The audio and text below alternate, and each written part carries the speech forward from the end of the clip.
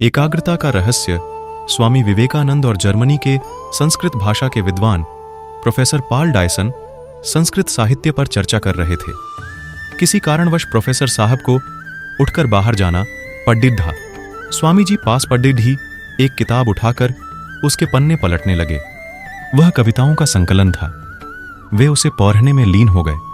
थोड़ी देर बाद professor Dyson अपना काम निपटाकर लौट आए, लेकिन स्वामी जी किताब पढ़ने में इस कदर खोए थे कि डायसन के लौटने का उन्हें पता ही नहीं चला। कुछ देर बाद डायसन को लगा कि स्वामी जी जानबूझकर उन्हें नजरअंदाज कर रहे हैं। पूरी किताब पढ़ने के बाद जब स्वामी जी ने अपनी गर्दन ऊपर उठाई तो डायसन को सामने बैठकर इंतजार करता पाया। वे बोले, क्षमा कीजिएगा, मैं पढ़ रहा था, इसलिए आप कब आए इसका पता ही नहीं चला।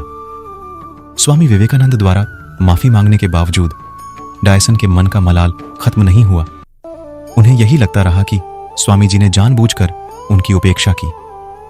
स्वामी विवेकानंद उनके मन का भाव जान गए। उन्हें दुख हुआ। डायसन को यकीन दिलाने के लिए वे किताब की कुछ कविताएं सुनाने लगे, लेकिन इसका उलटा असर हुआ। कविता की पंक्तियां सुनने के बाद डायसन ने कहा, लगता है आपने ये किताब पहले भी पढ़ी है। डायसन के इस तरह सोचने का कारण यह था कि 200 पन्नों वाली किताब कोई व्यक्ति इतने कम समय में नहीं पढ़ सकता था।